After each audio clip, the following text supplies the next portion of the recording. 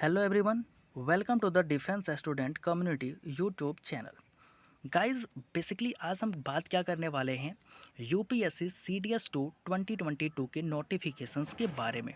हम सभी को पता है कि यूपीएससी ने सीडीएस 2 2022 का जो नोटिफिकेशन है उसे रिलीज़ कर दिया है। तो नोटिफिकेशंस में जो चीज़ें भी इम्पोर्टेंट होंगी आज हम उनको कवर अप करने वाले हैं, उनको देखने वाले हैं। तो अगर आपने फॉर्म फिल नहीं किया है तो प्लीज़ आप इस वीडियो को पूरा देखिए, देन आप जाकर के फॉर्म फिल कीजिए। आपको पूरी जानकारी इस वीडियो में दी जाएगी। तो गाइज़, हम शुरू करते हैं अपने सेशन को। और सेशंस में क्या क्या इंपॉर्टेंट है, सेशंस क्या होने वाला है, उसके बारे में मैं पहले ही बता देता हूँ।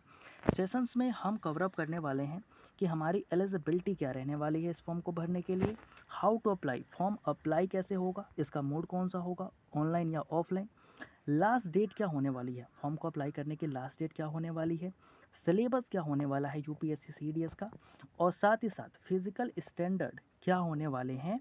एंड साथ ही साथ हम बात करने वाले हैं और भी कुछ चीज़ें जिन्हें आप यूपीएससी सीडीएस 2 2022 के फॉर्म भरते समय याद रख सकते हैं या फिर उनको अपने माइंड में रख सकते हैं कि ये कैसे भरे जाएंगे फॉर्म। ठीक है, तो हम बात करते हैं एलिजिबिलिटी की। तो एलिजिबिलिटी की जब भी हम बात करेंगे तो male and female both are eligible. सबको पता है कि मेल और फीमेल दोनों ही यूपीएससी सीडीएस एग्ज़ाम के लिए एलिजिबल हैं। अब इस एलिजिबिलिटी में भी एक कंडीशन है कि जो मेल हैं, ठीक है, मेल कंसिडर किसके लिए होते हैं, एएफए के लिए भी होते हैं। अगर आप एएफए के बाद जाएं तो आईएमए, ठीक है, आईएमए के लिए भी मेल कंसीडर होते हैं, ओटीए के लिए भी मेल कंसीडर होते हैं, और आईएनए एग्ज़ाम के लिए भी जो है वो क्या होते हैं, मेल को कंसीडर किया जाता है। लेकिन जो हमारी फीमेल हैं, ठीक है, जो हमारी फीमेल है वो सिर्फ और सिर्फ ओटीए एग्ज़ाम के लिए ही कंसीडर की जाती हैं। ठीक है, तो ये जो है वो आपकी एलिजिबिलिटी होती है इस एग्ज़ाम के लिए कि अगर आप मेल हैं और फीमेल हैं तो आप इस फॉर्म को भर सकते हैं। लेकिन अगर आप मेल हैं तो आप एएफए, आईएमए, आईएनए और ओटीए इन चारों के लिए एलिजिबल हैं। जबकि आप फीमेल हैं तो सिर्फ और सिर्फ ओटीए के लिए आप एलिजिबल हैं। क्वालिफिकेशन क्या होने वाली है, ठीक है। अब भैया क्वालिफिकेशन सिंपल है। देखो, आईएमए के लिए हो जाए या फिर आप एएफए के लिए चले जाओ। एएफए की तो थोड़ी अलग होती है, आईएनए की भी अलग होती है। ठीक है, तो आईएनए मैं लिख देता हूँ और इधर ओटीए, देखो इसमें ओटीए मैं कर देता हूँ। इनमें क्या होता है, आईएमए और ओटीए के लिए जो आपकी एलिजिबिलिटी होनी चाहिए, क्वालिफिकेशन होनी चाहिए, वो क्या होनी चाहिए। अगर आप आईएमए के लिए जा रहे हैं, ओटीए के लिए जा रहे हैं, तो आपने ट्वेल्थ जो है वो किसी भी स्टैंडर्ड से पास किया हो। ठीक है, ट्वेल्थ आपने किसी भी स्टैंडर्ड से पास किया हो, डोंट वरी, मैटर नहीं करता इसमें। आप बस ट्वेल्थ पास हो और साथ ही साथ आपने ग्रेजुएशन किसी भी स्ट्रीम में कंप्लीट कर रखी हो। मैक्सिमम परसेंटेज कितनी चाहिए, मैक्सिमम परसेंटेज चाहिए 33%। ठीक है, तो परसेंटेज का भी कोई ज़्यादा लोचा नहीं है। 33% आपके ग्रेजुएशन में है, ग्रेजुएशन आपकी किसी भी स्ट्रीम से है, देन आप कंसीडर हो जाएंगे आईएमए एंड ओटीए के लिए। ठीक है, अगर हम बात करते हैं क्वालिफिकेशन में एएफए के लिए कि एएफए की क्वालिफिकेशन क्या होने वाली है, तो एएफए में बेसिकली होता क्या है कि अगर आप एएफए के लिए कंसीडर होना चाहते हैं तो सबसे पहले आपकी जो ट्वेल्थ होनी चाहिए। ठीक है, ट्वेल्थ में आपने क्या कर लिया हो, पीसीएम रखा हो। पीसीएम समझ रहे हो ना, फिजिक्स केमिस्ट्री मैथ में से आपने इस स्ट्रीम से जो है वो ट्वेल्थ करी हो। साथ ही साथ आपकी जो फिजिक्स और मैथ्स में परसेंटेज होनी चाहिए वो 60% होनी चाहिए। एंड आपने जो ग्रेजुएशन हो वो किसी भी स्ट्रीम से करी हो, फिर मैटर नहीं करता, आप कंसीडर हो जाते हो किसके लिए, एएफए के लिए। आप एएफए के लिए क्या हो जाते हो, कंसीडर हो जाते हो अगर आपने इतना किया हुआ है। अगर हम वही बात करते हैं अपने आईएनए की, तो आईएनए में क्या होता है कि आप आईएनए के लिए कंसीडर तभी होगे जब आपने क्या करी हो, बीई या फिर बीटेक करी हो। ठीक है, तो बीई या फिर बीटेक अगर आपने करी है then you are consider for the INA. तो आई होप कि आपको एलिजिबिलिटी समझ में आई होगी। एलिजिबिलिटी मैं एक बार फिर से बता देता हूँ कि मेल एंड फीमेल दोनों ही एलिजिबल हैं। मेल जो एलिजिबल हैं वो आईएमए, आईएनए, एएफए, ओटीए सबके लिए एलिजिबल हैं, जबकि फीमेल जो हैं वो केवल ओटीए के लिए ही एलिजिबल होती हैं। ठीक है। अगर हम बात करते हैं आपके क्वालिफिकेशंस की, तो अगर आपने 12th करी है और साथ ही साथ 12th किसी भी स्ट्रीम से करी है और आपने ग्रेजुएशन भी किसी स्ट्रीम से करी है, तो आप आईएमए और आईएनए के लिए एलिजिबल हैं। इवन दो अगर आप फाइनल ईयर में भी हैं और जब आपकी ज्वाइनिंग होनी है और आप उस समय तक ग्रेजुएशन कंप्लीट कर पाएँ, देन तब भी आप एग्ज़ाम के फॉर्म को फिल कर सकते हैं, ठीक है।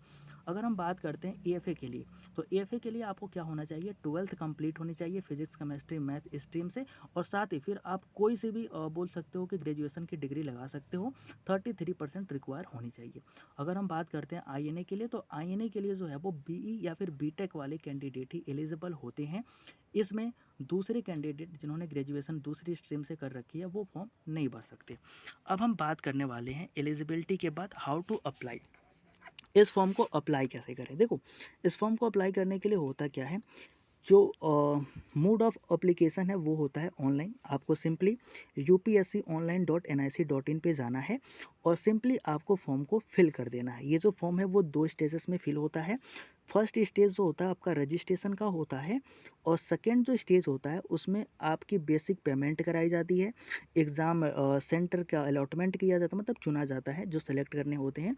देन आपका ये जो फॉर्म है वो फिल हो जाता है। तो फिल करने का प्रोसेस बड़ा ही ईजी है। एज यू नो, यूपीएससी का जो प्रोसेस होता है एग्ज़ाम के फॉर्म को फिल करने का, वो हमेशा ही से ही ईजी रहा है। तो इसमें भी आपको वही मतलब ईजी मेथड ही दिखेगी आपको फिल करने के लिए, अप्लाई करने के लिए फॉर्म को, ठीक है।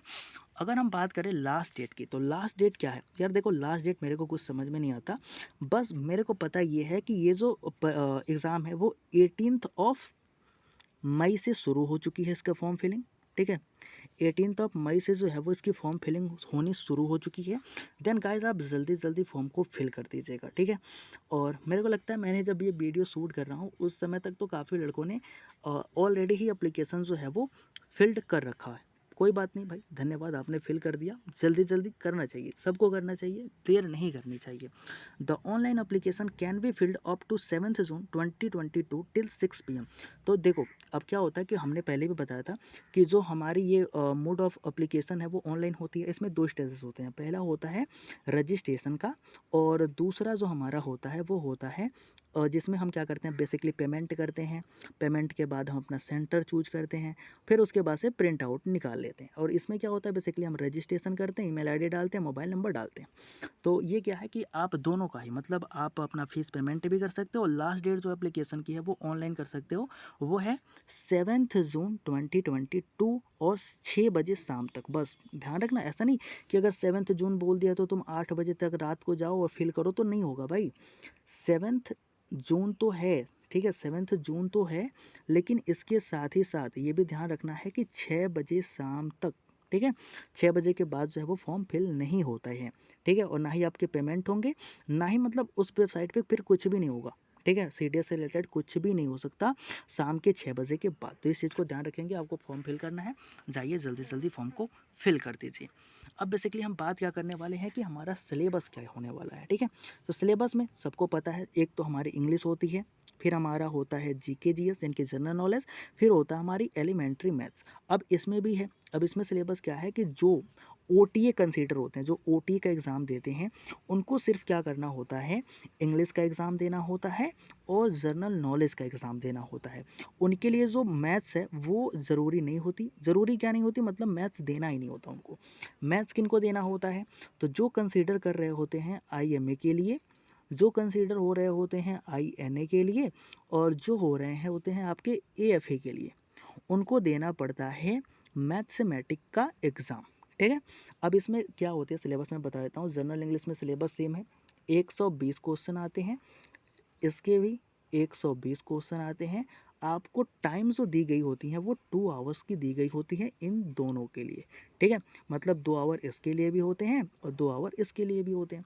थे सेम अगर आप मैथमेटिक्स का पेपर देते हो, तो मैथमेटिक्स के पेपर में आपको 100 क्वेश्चन मिलते हैं। टाइम जो होता है वो 2 आवर का ही मिलता है आपको, ठीक है। तो लेवल ऑफ एग्ज़ाम की अगर हम बात करें तो लेवल ऑफ एग्ज़ाम काफ़ी ठीक ठाक रहता है। ऐसा नहीं है कि आप बिना पढ़े चले जाएँ तो आप सीडीएस का एग्ज़ाम क्लियर कर सकते हो। तो एग्ज़ाम का जो लेवल होता है वो काफ़ी ज़्यादा ठीक ठाक होता है। तो guys you have to be prepare very well for the CDS examination, ठीक है। अगर हम अब बात करते हैं फिजिकल स्टैंडर्ड की, तो भैया फिजिकल स्टैंडर्ड में क्या है मैं बता देता हूँ। हाइट जो आपकी होनी चाहिए, सबको पता है यार कि हाइट कितनी होनी चाहिए, ठीक है। हाइट लगभग वही 157 के एबव होनी चाहिए। अगर आप कंसीडर हो रहे हो एएफए के लिए एज अ पायलट, देन आपकी हाइट लगभग 163 या फिर 162, देखो मैंने ध्यान नहीं दिया लेकिन इतनी होनी चाहिए, ठीक है। 162 ही मान के भी चलते हैं। और वेट जो है वो आपकी हाइट के अकॉर्डिंग होनी चाहिए, ठीक है। आपका वेट कितना है तो ये आपके हाइट से रिप्रेजेंट करता है। मतलब अगर आपकी हाइट ज़्यादा है तो वेट आपका थोड़ा ज़्यादा भी होगा तो भी मैनेज होगा, ठीक है। अगर हाइट कम है तो फिर वेट को भी उसी हिसाब से होना चाहिए। ऐसा नहीं कि आपने हाइट बहुत बढ़ा ली और वेट आपका है ही नहीं, तो फिर आप मेडिकल फिजिकल स्टैंडर्ड क्लियर नहीं कर रहे हो। लेकिन वो तो उस बाद की चीज़ें, सबसे पहले एग्ज़ाम देना है, एग्ज़ाम अच्छे से देना और एग्ज़ाम क्लियर भी करना है। ये हमारी मेन प्रायोरिटी होनी चाहिए जब भी हम सीडीएस के एग्ज़ाम में बैठते हैं, ठीक है। अब हम बेसिकली देखने वाले होते हैं कि एक्स्ट्रा में चीज़ें क्या क्या हैं। तो भैया काफ़ी लोगों के डाउट होते हैं डेट ऑफ बर्थ को लेकर के, ठीक है, कि हमारी डेट ऑफ बर्थ इतनी है तो क्या मैं इसके लिए एलिजिबल हूँ या नहीं हूँ। तो डेट ऑफ बर्थ के लिए मैं बता दूँ, हमने थंबनेल पे भी लगा रखा था, आपने देखा होगा। तो आईएमए वालों की जो डेट ऑफ बर्थ है, ठीक है, आईएमए वालों की जो डेट ऑफ बर्थ है सेम एज अ आईएनए वाले, ठीक है, IMA INA and for the AFA, ठीक है। और एएफए के लिए जो डेट्स हैं वो सेम रखी गई हैं और हमेशा ही सेम रहती हैं। और ये डेट कितनी है, तो ये जो डेट है आपको बताता हूँ, 02/07/1999 से लेकर के, अगर आपकी जो डेट ऑफ बर्थ है वो कितनी तक है, वो आपकी जो डेट ऑफ बर्थ है वो है 01/07/2004 तक, देन आप क्या हो, एलिजिबल हो, ठीक है। किसके लिए एलिजिबल हो, मैं फिर से लिख देता हूँ, आईएमए के लिए एलिजिबल हो, आईएनए के लिए एलिजिबल हो, और साथ ही साथ आप एएफए के लिए भी एलिजिबल हो, ठीक है। तो डेट ऑफ बर्थ याद रखना, 02/07/1999, 01/07/2004। तो ये जो डेट ऑफ बर्थ है, अगर आपकी डेट ऑफ बर्थ इसके बीच में आती है, इवन दो आपकी डेट ऑफ बर्थ इनमें से कोई भी है, देन आप फॉर्म को फिल कर सकते हैं, यू आर एलिजिबल, ठीक है। अगर हम बात करते हैं एग्ज़ाम मोड की, तो भैया एग्ज़ाम जो होता है वो आपका ऑफलाइन एग्ज़ाम होता है, ठीक है। मैंने पहले ही बता रखा था कि एग्ज़ाम जो होगा वो 3 पेपर्स होंगे एग्ज़ाम में, ठीक है। ये ऑफलाइन होगा, ठीक है। एग्ज़ाम जो होगा वो आपका कैसा होगा, ऑफलाइन होगा, ऑफलाइन होगा। तो इसमें क्या होना है, जैसे ऑफलाइन होगा एग्ज़ाम तुम्हारा, ठीक है।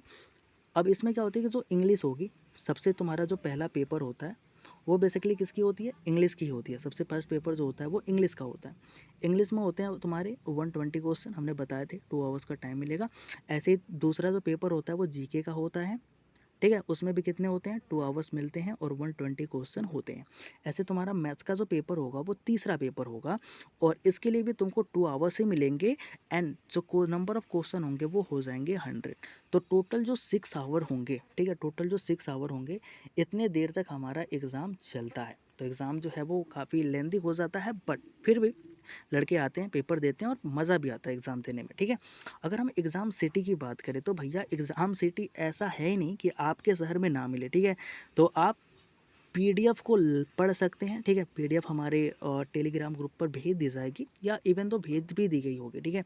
तो आप टेलीग्राम ग्रुप को ज्वाइन करें, टेलीग्राम ग्रुप पर भी हम बता देंगे। तो आप उस पर से जा करके एग्ज़ाम सिटी को देख सकते हो। एग्ज़ाम सिटी लगभग जितने भी शहर हैं, जितने भी बड़े बड़े शहर हैं, आप किसी भी शहर से हो, आपको जो एग्ज़ाम सिटी है वो देखने को मिल जाएगी, ठीक है। लेवल ऑफ एग्ज़ाम की बात करें तो लेवल ऑफ एग्ज़ाम कैसा है, तो भैया सीडीएस यूपीएससी का पेपर है, सबको पता है। और इसमें भी किसका पेपर है, सीडीएस का। तो भैया लेवल ऑफ एग्ज़ाम जो होती है वो देखने को आपको मिलेगा बिल्कुल अच्छा, ठीक है। अच्छा बोले तो जीके जो है वो पिछली बार भी मतलब लेवल ठीक ठाक था, ठीक है। जीके का जो लेवल था वो पिछली बार भी ठीक ठाक था। इंग्लिश का जो लेवल है, ठीक है, लास्ट टाइम के पेपर में हमने देखा था इंग्लिश का जो लेवल है वो भी काफ़ी ज़्यादा ठीक ठाक था। अगर मैथ्स की बात करें तो मैथ्स के जो 2 पेपर हुए, लास्ट वाले भी 2 पेपर हुए ना, उनमें भी मैथ्स का जो लेवल है वो काफ़ी ठीक ठाक हो रखा है। यानी कि जो एग्ज़ाम का लेवल है वो भी बोल सकते हो कि जो मॉडरेट लेवल होता है, ठीक है, मॉडरेट लेवल का ही रह रहा है हमारा एग्ज़ाम, ठीक है। तो लेवल ऑफ एग्ज़ाम्स होगा वो आपका मॉडरेट होगा। बट डोंट वेरी यार, अगर आप इस चैनल पे हो तो चैनल को ज्वाइन करके रखना, हम आपके लिए, ठीक है, बिल्कुल सीडीएस से रिलेटेड CDS से रिलेटेड या फिर बोल सकते हो CAPF एपकेट से रिलेटेड जो सेशंस होंगे वो लगातार अब आते रहेंगे, ठीक है। तो इस सेशंस पे अगर आए हो, अगर आप वीडियो को यहाँ तक देख रहे हो, देन प्लीज़ हमारे इस चैनल को ज्वाइन कर लो, सब्सक्राइब कर लो। निराश नहीं होगे भाई, इतना तो बता रहा हूँ कि हमेशा, ठीक है, कुछ ना कुछ कंटेंट तुमको मिलता रहेगा। इवन तो मैं तुमको पूरी CDS की तैयारी करा के दूंगा यार, इंग्लिश की, ठीक है। ये जिम्मेदारी मेरी है, बस तुम चैनल को ज्वाइन करके रखना, ठीक है। अब नेक्स्ट क्या है, नेक्स्ट हमारा यही है कि भाई आपने सेशंस को देखा तो thanks for attending the session. आपने सेशन को यहाँ तक अटेंड किया है, 15-16 मिनट की वीडियो हो चुकी है, तो आपने सेशंस को जो अटेंड किया है उसके लिए आप सबसे पहले आपको धन्यवाद। आप हमारे टेलीग्राम ग्रुप को ज्वाइन कर सकते हैं। तो हमारा एक टेलीग्राम ग्रुप है, वो उसका नाम क्या है, डिफेंस स्टूडेंट कम्युनिटी, ठीक है। आप इस टेलीग्राम पर इसे सर्च करें, सिंपली आप इसे ज्वाइन कर सकते हो, ठीक है। दूसरा जो है वो है Telegram student community chat group, जिसको आप ज्वाइन कर सकते हो। इसमें हम क्या करते हैं, डिस्कस करते हैं किसी भी क्वेश्चन के ऊपर, किसी भी, और जैसे मान लो किसी का कोई डाउट हो गया तो इसमें है, मतलब आप भी हो सकते हो, दूसरे भी हो सकते हैं, वो आप उनसे डायरेक्टली डिस्कस कर सकते हो। तो join defence student community telegram channel and join the defence student community chat group. Thank you for attending the session. Tata, bye bye, take care.